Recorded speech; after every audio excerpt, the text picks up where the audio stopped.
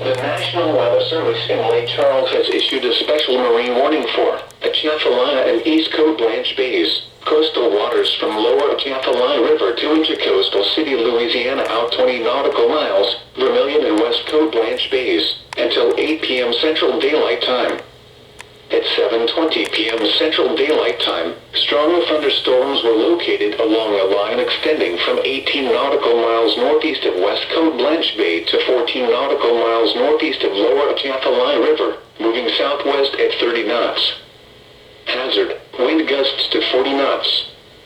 Source, radar. Impact, small craft could be damaged and briefly higher winds and suddenly higher waves. Locations impacted include Atchafalaya Bay. Move to safe harbor immediately as gusty winds and high waves are expected.